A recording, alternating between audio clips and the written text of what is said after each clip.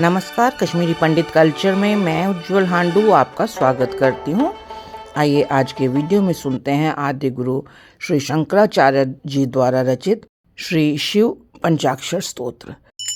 नागेंद्र हाराय त्रिलोचनाय भस्मांग रागाय महेश्वराय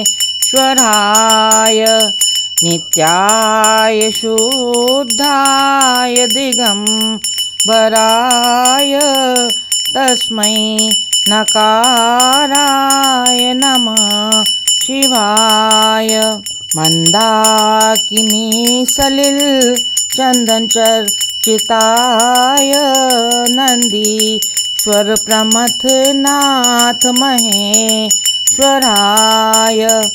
मंदार पुष्प बहुपुष्प सुपूजिताय तस्मै मकाराय नमः शिवाय।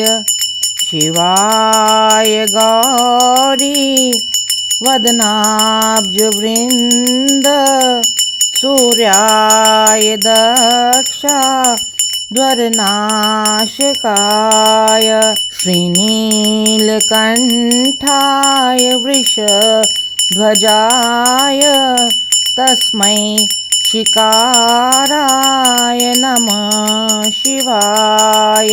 वसिष्ठकुम्भोद्भव गौतमार्य मुनीन्द्र देवार्चित शेखराय चंद्रार्क वैश्वानरलोचनाय तस्मै वकाराय नमः शिवाय। यज्ञस्वरूपाय जटाधराय पिनाकहस्ताय सनातनाय दिव्याय देवाय दिगंबराय तस्मै यकाराय नमः शिवाय। पंचाक्षरमिदं पुण्यं य पठेत् शिवसन्निधौ शिवलोकमावाप्नोति शिवेन सह मोदते।